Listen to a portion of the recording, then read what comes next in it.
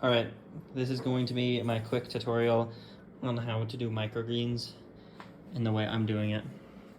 So this is my little grow chamber, which is not necessary. All you really need is one of these Home Depot racks and some trays and some lights to make this work. But I have an advanced one. I have some fans to cause circulation so that the plants will move, which is good for mold and other things. It's good for the stem health too, so the stems are stronger. This is the remnants of some sunflowers, but it's almost over. These are the full trays that we haven't touched quite yet. We plan on harvesting these radishes soon. They're pretty much ready. You can tell because the true leaves, so these two leaves right here that you see on each one start in the seed. So these are not the true leaves. These are the starter's leaves. This right here, see how it's different? That is a true leaf. That's what the radish leaf actually looks like. So every leaf that this plant produces now will look like this center one. And it comes, just trying to show you, it comes out of the middle of these leaves. So the leaves will split and the true leaf will come out. So as soon as the true leaves start showing up, even a little bit, which you can tell, like on this one, if it will focus.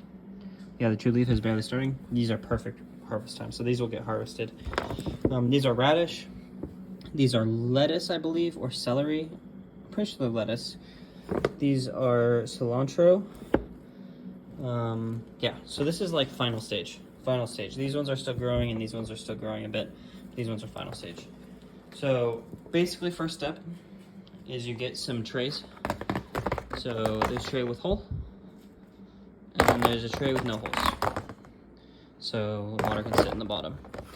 You put tray with holes and tray with no holes. You fill it with soil like this and then you sprinkle out seeds. So this is kohlrabi and this is some purple radish. So it's just spread out on there. After that, I have this like mister gun where you pump it full of air and then it mists. Very useful, way better than a normal mister. But I go one sweep, a pretty good soaking over all of the seeds. Probably gonna do it again because he's been sitting out for a second, but you really want them moist. So to prep, you lay the seeds out, make sure they're moist. Can't really over moist them here because you're just jump starting in germination. You can overwater these fairly easily, but in the beginning, it doesn't really matter. So now you take no hole tray and you put it into the tray like this. So it sits in. Take another no hole tray. For this one, do the exact same thing. What I like to do is stack them so it's easier for later down the line. I can put a brick down. So I put them inside up top where I have the top lights off to prep. And then I, like this, I put a brick on them. You don't necessarily need to keep them inside, but you just want that extra weight. So I put a paver or bricks. You can do multiple bricks, but I find a paver is easier because it's just one. You want like 15 to 20 pounds on them. So that's first stage. You let them sit in there for a couple days, probably a day or two, until you start seeing sprouts. And then you take off the weight and you flip the tray so it's no longer sitting inside, it's just stacked on top. So these ones I took out today. I took off the weight today. And so I'm still darkening them, which is to help the germination process. I'm pretty sure it's because like the reason this makes them grow taller is because they think that they're still in the soil, so they're trying to grow out of the soil. But it will give lots of height to them, makes it easier to harvest. Not much other purpose, but harvesting is a lot easier. Because like these ones I didn't dark for long enough, so it's really hard to tell, but they're really tiny. So it'll be hard to harvest these ones. The radishes are much bigger, so much easier to harvest them. These ones are also much bigger, so easier to harvest them. So this is the second stage. You dark it for a couple days also until you start to see the sprouts. So these ones since they've grown so much, they've been dark for a couple days now. After waiting process, they've just stayed dark. I'm gonna take these off probably tomorrow morning because they've gained quite a bit of height, and they'll gain a little bit more height in their like actual growing time. Each plant has a different grow like speed, or they're all different, but I feel like the radishes are the easiest and personally my favorite so far that I've grown.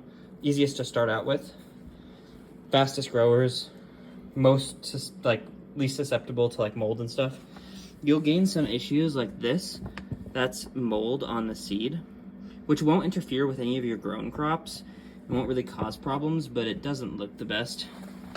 Like there's mold on the bottom.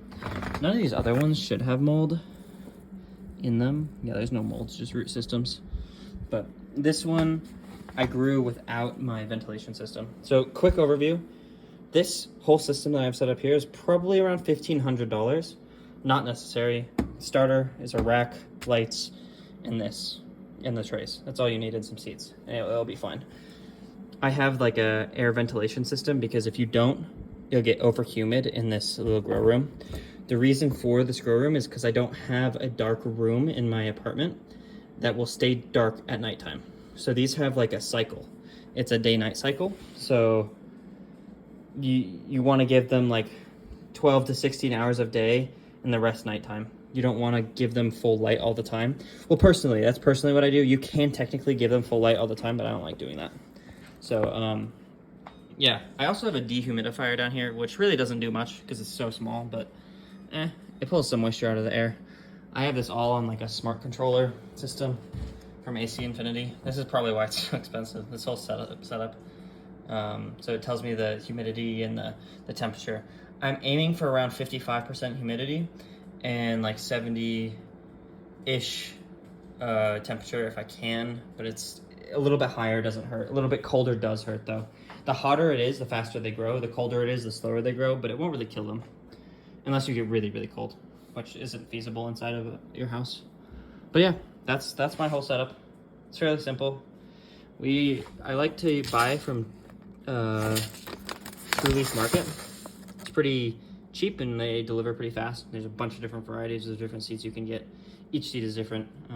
Yeah, so if you watched the whole thing, thanks for watching. But yeah.